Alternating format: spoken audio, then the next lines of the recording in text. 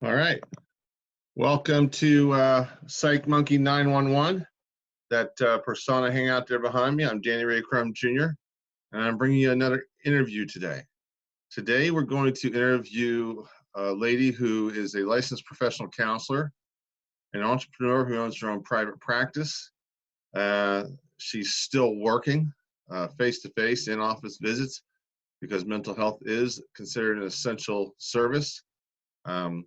So let's hear from her. Now, I'm going to stop the recording just for a moment until she knocks at the door. And once she does, I'll introduce you to her. All right, boys and girls, ladies and gentlemen, our guest of honor is knocking at the door. Let's let her in. And since I'll keep this cliche going, let's get somebody to do a drum roll. I see her checking in. Wait till her audio's there.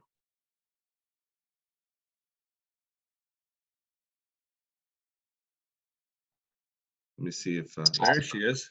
Hey, how you doing? I'm great. How are you? It's nice to see you. Wish I could see you in person. So, Yeah. well, I guess before I start gushing over our guest, I should tell you guys. So, Lauren, I already did the little shtick about here's the channel, blah blah blah, and here's what we're going to do.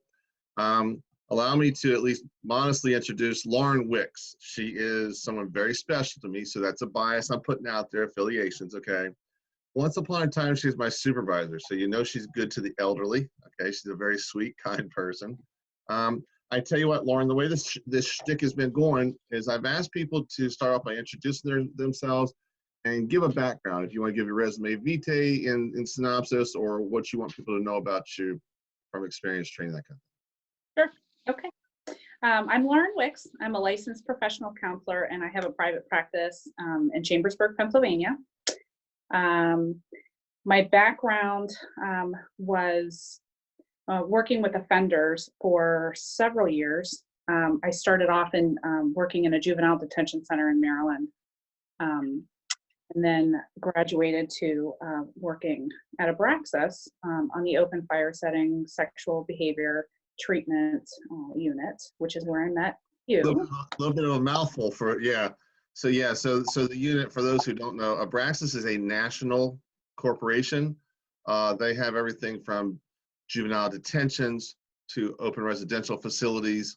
Lauren was the clinical coordinator for one of the open residential treatment facilities. So we got some of the similar behaviors there, but these were the kids that I would presume the courts thought were redeemable, could be rehabilitated. When I met her, Lauren was the clinical coordinator for that program. So I didn't remember or know that you were in Maryland first. Yes. Okay. Now, go ahead. My first paid job as a therapist was at Cheltenham Youth Facility, Okay. Maryland DJS. So, Okay. neat experience. For Abraxas, I started outpatient work, which I've been doing probably for about 3 or 4 years now, which has been also a neat experience. I worked for WellSpan Behavioral Health in Gettysburg, Sure. Behavioral Health in Chambersburg, which is now WellSpan Behavioral, and then just started my own practice in April of 2017. Right.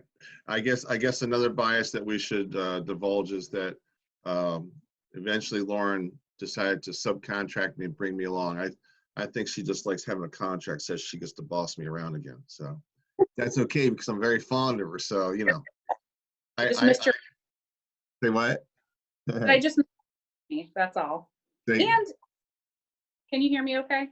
You went in and out a little bit there. I said I missed your company.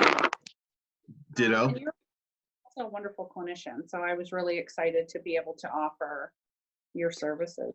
The rest of you people watching this is how I like to be treated, okay? If you want to boss me around, I need you to tell me lies, tell me awesome things, you know, praise my self-esteem. Old men are fragile, okay? Lauren understood how to manipulate the old guy. I won't go off on a tangent too bad, but Lauren was the first person in 50-some years of my life who ever said to me, "You're Mr. Cooperative." I've never had anybody tell me I was cooperative, okay? I'll be honest about that. Not even the Army said I was cooperative, okay? But so, anyway. Hey, Lauren, now, just so everybody knows, you're still actively having face-to-face sessions in the office. You're still meeting face-to-face because healthcare has been deemed an essential service, correct? Correct. Now, I've only Switched Come to on. 100% telehealth. I don't know if it's because you're away from the microphone, but are you on computer or tablet or phone? You might. Can you hear me better now? Yeah, it's just you seem to be going in and out. So anyway, go ahead. You're seeing people still face to face. About a week and a half or 2 weeks ago, I switched to all telehealth because there were Oh, about 6 cases of COVID-19 at my husband's job, and he is also an essential worker. okay. So I did to switch to telehealth for the time being, make sure I wasn't. Now you I'm know, going to show my ignorance. Telehealth, that includes virtual, yes? That is, yes, virtual Okay. phone. Okay. Okay. Yep. Okay. Well, all right. So then the next thing I've been trying to get people to talk about is, because for a while there you were meeting face to face still. When the rest of us started to hibernate and quarantine, what have you, I was hoping that you could give people your personal and professional perspective on, I don't want to put words in your mouth, but the stressors, the anxieties that you as a human being, personal and professional human being, have become aware of, and that you're hearing from your families or your clients, your patients, that kind of thing. Yeah. Well, I think anxiety is something that, and stress are certainly things that we can all relate to, and isn't always negative. We're used to experiencing some healthy levels of anxiety and stress, but interesting how it sort of manifests in everybody differently. And even though this is a situation that we're all sort of navigating at the same time, our experiences can also be really unique depending on how this situation is impacting us individually. Give us some examples of what you've seen, theorized, what possibly people could experience. Well, I think I would have assumed that I would have seen more anxiety about people being infected, people getting sick. Okay. And that has been true. But I think what people are most anxious about, at least the people that I'm talking with, is that we don't know what this is going to look like. What does this mean for me? How does this impact me on a daily basis? How are we going to do this? How are we, what is school going to look like? We like to know what's going to happen. We like to feel a sense of control. So I think the fact that our expectations have been changed, we're in this adjustment, and not really knowing what's going to happen or what things are going to look like is really scary for a lot of us. It's interesting you use the word control. I've talked about that in some of the training videos that I've done, going on the same channel. I'm curious, have you seen people who came to you with control-based anxieties before this pandemic? Has it worsened for them? Is it different? Is it the same? Unaffected? What? I would say it's probably the same. Okay. It's I just haven't seen it progress for anybody necessarily. now as a therapist. Go ahead. I'm sorry. Oh, go ahead. No, I was going to say, as a therapist, my bias, my presumption is that, one, you're trying to understand the person, because like you said, everybody's different. So 100 people can have control-based anxiety, or what I call control-based anxiety, but it be a very different experience for each of those people. What were some of the coping strategies that you typically would try and help people employ, as compared to what are some of the strategies used now? Has it changed? Has it not changed? That kind of thing. I think they've definitely changed. Our toolbox, things that we use to, help regulate our emotions on a regular basis have changed. It's sort of flipped upside down. The things that we have access to are different. And I think there was probably, and I know there was an increase in depression, at least initially. Like, I can't do the things that I would normally do to cope. Right. But I think people have been really creative, and being able to identify some other things that work for them. And the fact that they've been able to do that, I think, builds confidence and a sense of resilience. But encouraging people to focus on what's within their control, Right. is helpful. The thing that I think I see most as being most beneficial, at least with the clients that I've worked with, are those who have decided to contribute in some way. Yeah. helping the community or trying to help this situation. Been really Well, I wonder, and I would ask you what you think, but I wonder if I'm your patient or your client and I'm feeling some control-based anxiety because I obviously can't control a pandemic. I don't know what's going to happen. I'm not a medical doctor. I can get a sense of control by doing that community service. I wonder, Yes. I wonder if that maybe helps me a little bit. So, Yeah, I think absolutely. now, without violating any confidentiality, I will assume that some of your clients and patients are staying at home like me and my kind in the education right now. But I will also assume that much like you and your husband, people are still serving front line, so to speak. Have you heard a difference in the concerns, worries, what have you, from one population as compared to the other, those who stay at home versus those who have to be out there? Yeah. I think most of the clients that I work with have been ordered to stay home. Some of the essential employees that I've been working with as clients have been sort of stretched to the max. They're working extra hours, they're being transferred, they're, have had to make this pandemic a priority. And mostly from the people that I work with, healthcare workers. Right. Some of their therapy sessions have been pushed back or postponed or whatever. A lot of time for care. Are you finding that you're having to shift your hours to accommodate? No, I haven't had to shift my hours to accommodate, but a lot of these essential employees they don't know what their schedule is going to look like. They can't commit to anything. And it's sort of like they're in a state of survival. They're in survival mode. And so it's a lot in their mind to make time for something like this. It's more like, I will call you when things settle down and I can start to make time for this or process this. So definitely a state of survival happening. So not to lead you, but we've known each other for a long time now. Like we've said, we've worked together, and like I said at the beginning, Lauren is very special to me. She's top 10 of people in my life. I used to be top.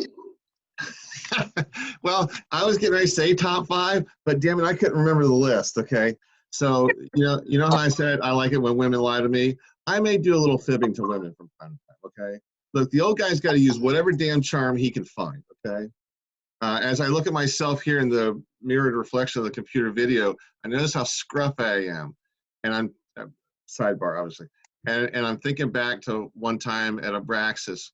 I must have shaved. I must have just gotten a haircut, and you're just a very nice person. You very nonchalantly walked by one day and said, "Hey, it looks good. You look young. You look like a boy." My God, you made my day, man. I thought I was the stuff. Okay, honest, I swear you did. You know what? So, don't tell the wife. Okay, she's downstairs painting, so she can't hear me confessing my soul. But half the time when I shave, I'm thinking Lauren would say I look like a boy.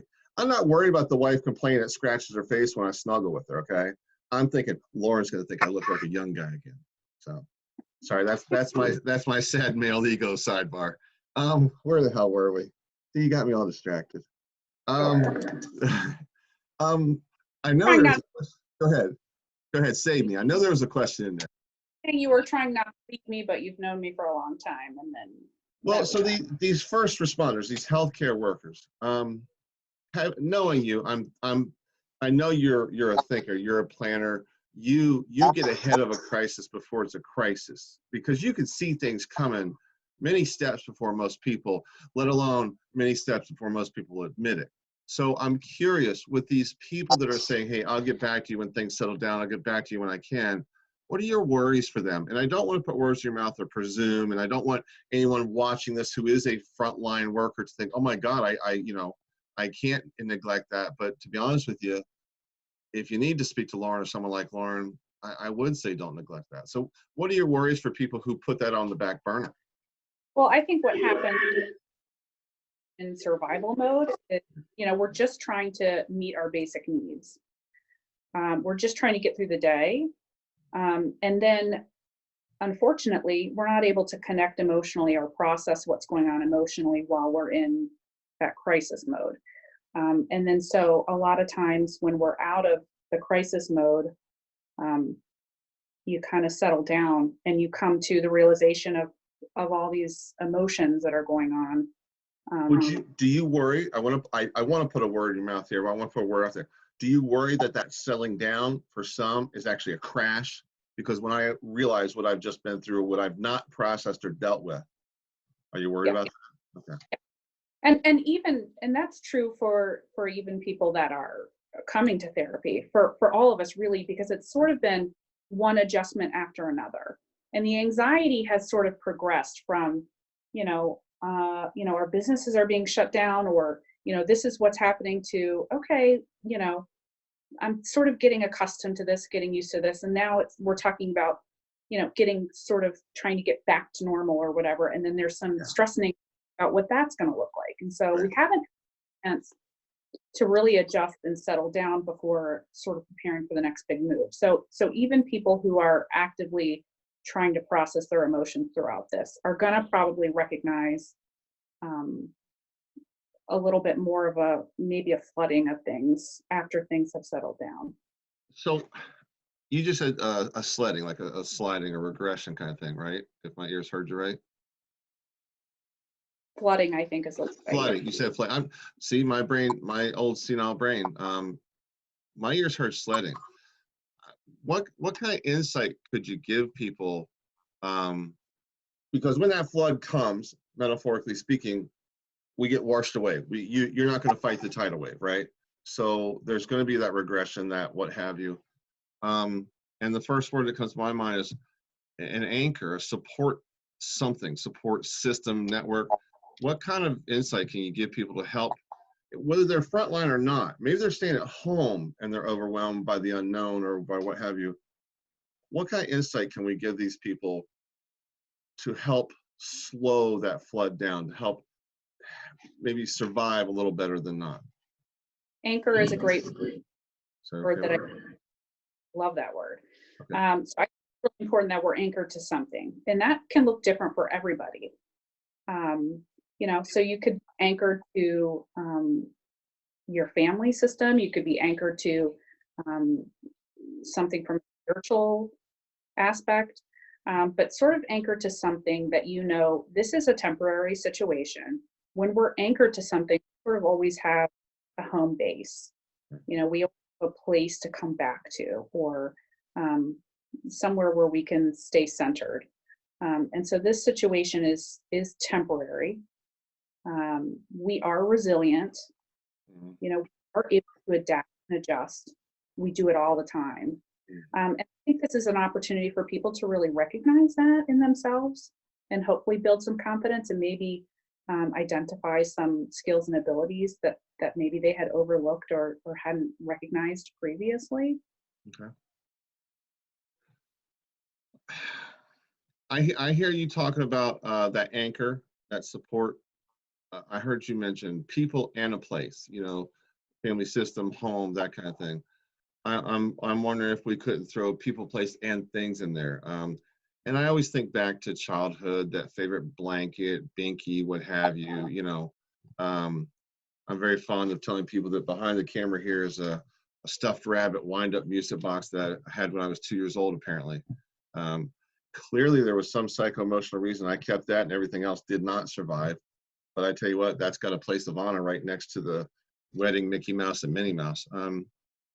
Would you be okay with that kind of insight, that it could be people, place, or things that the person finds solace in? Absolutely. I think sometimes if we can't necessarily control what's happening from day to day in terms of our work schedule, or in terms of like what's happening with the finances or health, Right. we can maybe make sure that certain things happen every day, maybe even at the same time every day. Or if we're sticking to, I think exercise is a huge thing for people. It helps us in a lot of ways. So regardless of what's going on, if we can still make time for that in-home yoga session, or going for a walk or a hike or something like that, just making anything sort of consistently part of a routine can be a great way to anchor us. Okay, so I just heard you talk about exercise. I heard you use the word consistent and routine. Little sidebar. The reason I smiled and snickered a little bit when you said yoga, as Lauren knows, I have a 14-year-old daughter, and my wife and I are not 19 anymore. So we've been around a while. My daughter has taken to, among many things, following some yoga instructors on our smart TV or whatever it is, and she's taught mommy into it. I love that she is just putting mommy into the ground, because Sydney, that's my daughter, saying, walks away from those things. Okay, good. She likes it. She enjoys it. Nothing to it. Mary walks away with all the pains and the groans and the people sounds. It's just, yeah, so that they're doing yoga. So with exercise, the benefit, I would presume, is as much physiological as it is psychological. Because I just before I came up here, got ready for this, I saw a little news snippet on the quarantine 15, for all those who went to college. They talk about the freshman 15, that 15 pounds you put on the first year there. Well, now they're coining the phrase quarantine 15. But you also mentioned the word consistent and routine. Any insight on how that routine should look for me versus you versus, that kind of thing? I think it looks different for everyone, but if you can try to mirror it a little bit to the routine that you were accustomed to prior to this whole thing happening, I think that would probably be most beneficial. Okay. I think, making sure that we have a routine with any kind of exercise or outdoor time or activity is important. People have had a lot of sleep disturbances, anxiety associated with things, or just change. Even if we don't feel like, I don't feel like I'm super stressed about this, and at the same time I'm tossing and turning, or can't sleep. So I think maintaining like the sleep routine or sleep hygiene every day, sort of keeping some order and consistency from a physiological aspect, can be really helpful. Now, I know I've talked to a lot of people who brought out that sleep disturbance thing, that this whole thing is just throwing them off. What do you say to a mom or dad or family who says, well, but it's not the same routine. I'm not working right now. So, and we'll put the financial and the pragmatic worries aside, but I'm not working right now. My kids are home. We're all on top of each other together. My kid won't do work. My kid won't do that. How do you help them understand that they don't have to do it exactly the way they used to? I think there's a lot of pressure for people to do it exactly, or do it like someone else is doing it, because we don't know what we're doing. Right. So want to look somewhere else to see how we're supposed to be doing it, or what's the expectation. We like to stay in our lane, but every family is different, and I think that's just something that a family has to kind of come up with together to see what works. So if sleeping in works and everybody's in a better mood and things are more relaxed and calm and settled down, I think that's okay. So I think it's different for everybody. Okay. Okay. Yeah, I mean, I hear you saying a lot of the same things, different wording that I've heard from others. Our superintendent used the phrase "pace yourself." They've been very realistic and understanding about. We realize you're not going to accomplish the same amount, the same quantity, the same intensity, but as long as it's sort of the honor system. I think a lot of parents. I hear a lot of stress from the adults that, I don't know, they're hard on themselves. You know what I mean? Because maybe let Johnny do what he likes a little more than they normally, as opposed to doing what he's supposed to do. Schoolwork. Well, yeah, parents feel like they're homeschool teachers all of a sudden, and trying to juggle Right. work responsibilities with teaching at home, and it's overwhelming. It's a lot, and I'm no teacher in terms of schooling my children. It's not something I'm great at. You just sort of have to just do what you can. Do what works. Luckily for you and me, and this is not to be arrogant or what have you, we're very blessed with, I think, with some very smart children, you and I, separately, but yeah, we're very blessed. Don't let Lauren fool you, people, okay? Her children are so friggin' smart. They're one of the people on the short list to take care of me in my old age if Lauren ever quits, okay? So They're really awesome kids, just amazing. Well, and luckily they've been pretty independent, They've been what?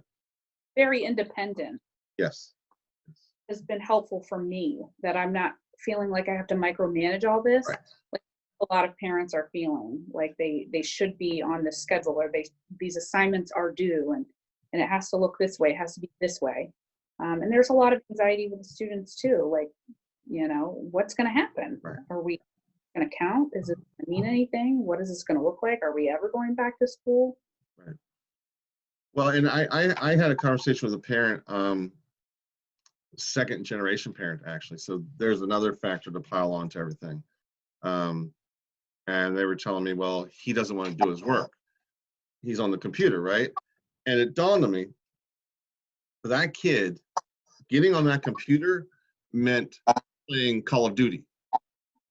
Getting on that computer was not supposed to be doing homework. I did that all day long. So he doesn't want to do that. He's fighting that because that doesn't fit his previous frame of reference. So we've had to be very creative about that. What kind of ideas does that bring to your mind if you were the one hearing that talk about that? Yeah, I mean, I think it was good for you to point that out, because it's not necessarily a defiance thing. But the kids, the students, they're used to things being a certain way. They're having to adjust. They're having to make accommodations. So I think we have to be supportive and patient and creative to come up with some maybe different ideas to engage. What did you come up with? I'm curious. You actually, oh God, put me on the spot. Well, so I talked with this particular second generation guardian a lot about incentivizing. She's too old to actually follow through with the firmest of parameters, and he knows that. He knows that as he gets older and bigger, he's stronger, and if he does want to be defiant, he could be. He also knows he has her emotional heartstrings, you know what I'm saying? So with him, we've had to figure out some incentives that recognize the preferred behavior as opposed to bribing him to just not engage in the undesired behavior. But it's been a real challenge for her. She's dealing with some other things too. So there's just so many factors, you know what I mean? And I think a lot of these kids, they're at home with families who are not only are they not, and again, I'm not trying to offend anybody, they're not necessarily educationally trained for this, but there's a lot of physical health issues with a lot of families, you know what I mean? So when the kids are in school, that's actually a little bit of a respite for the adults, you know? Yeah, I'll tell you what's is working with an adolescent who's got some pornography issues, who is now forced to spend hours upon hours on the computer every day.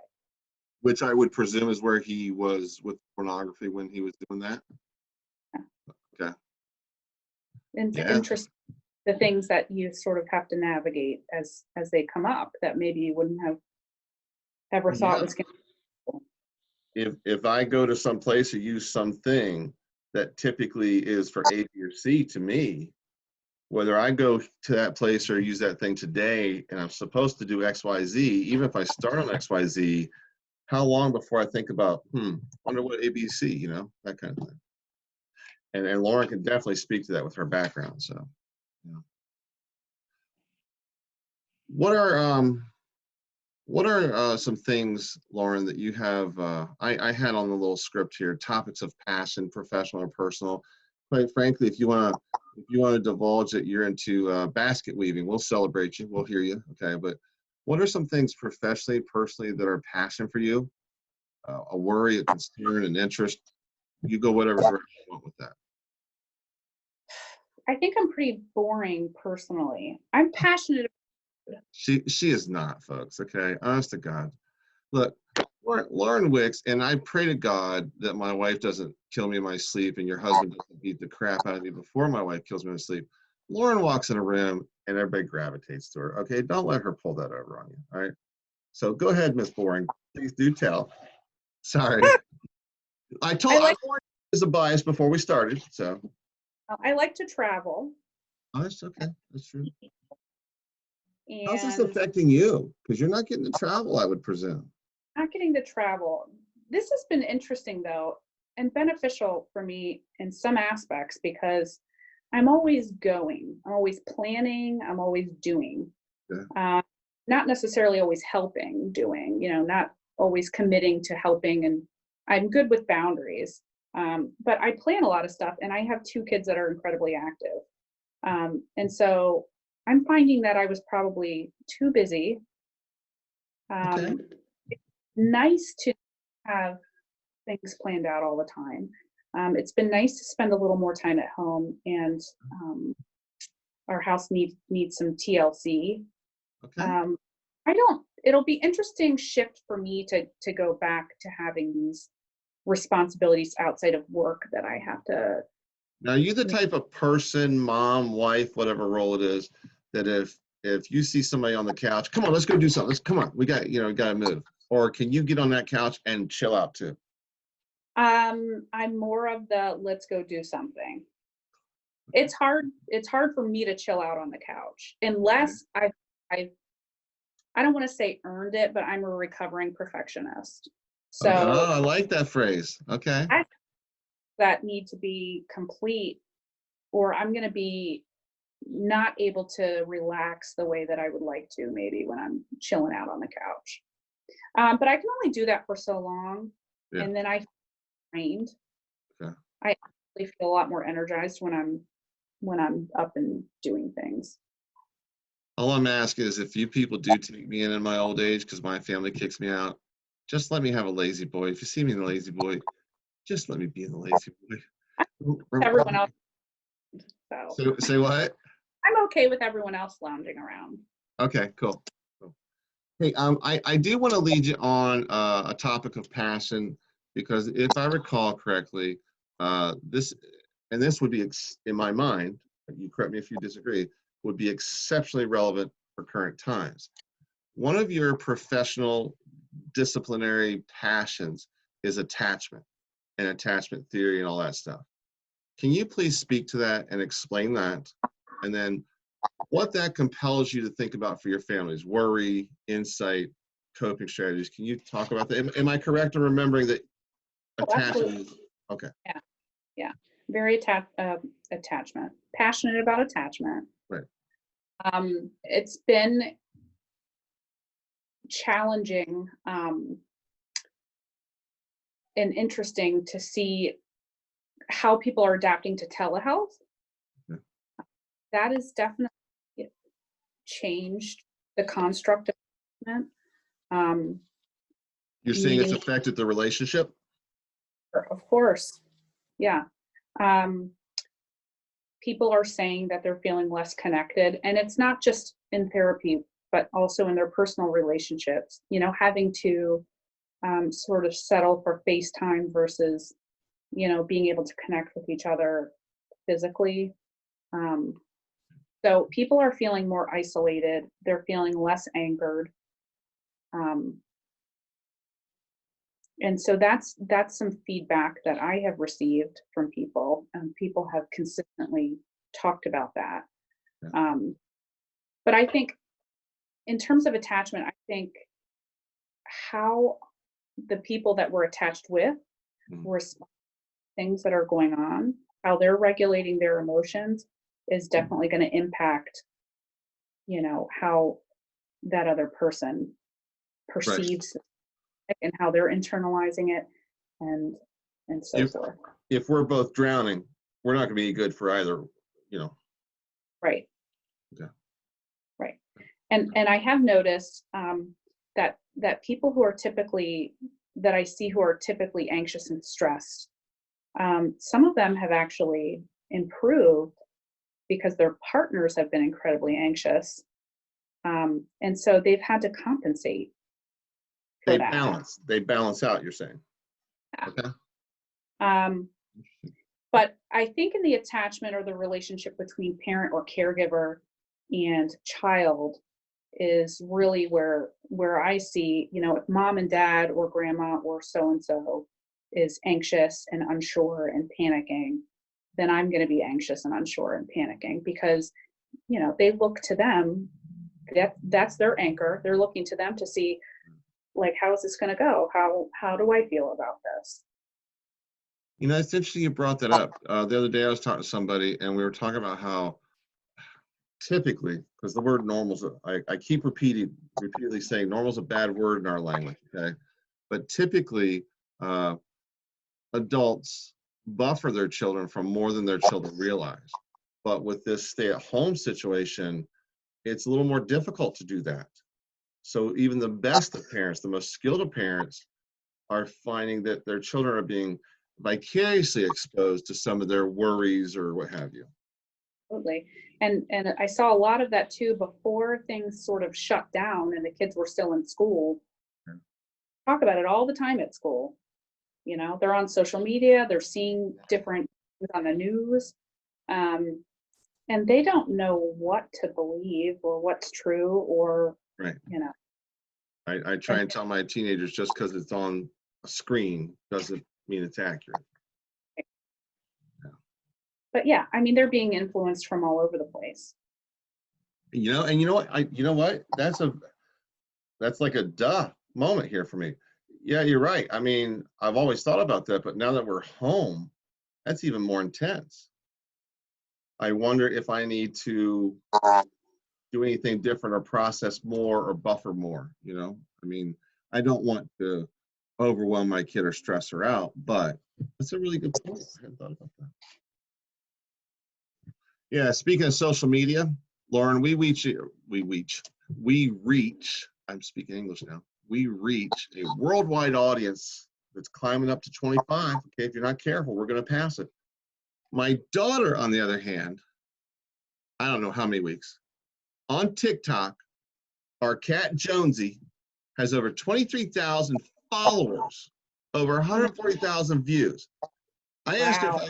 if I could interview Jonesy. I'm like, can I bring the cat on? You know, it's amazing to me, you know. Yeah. We're doing something wrong. Well, you know, I'm trying to get you out there, pal. I told you the list of people I've interviewed so far and the list of people I'm interviewing or scheduled to interview. So it's having a positive response. We'll grow slowly, you know. Hey, I'd like to wrap it up, if you don't mind, with you maybe giving some resources, some insight. These might be resources you use. It could be for counseling. It could be for the practicals of families who are food insufficient, struggling financially, because I presume in your practice, when you work to understand the root of the anxiety, if you find that it's, hey, I can't afford this or I can't do this, you also have discovered practical ways to approach things. So from all those standpoints, what kind of resources can you share with our viewers?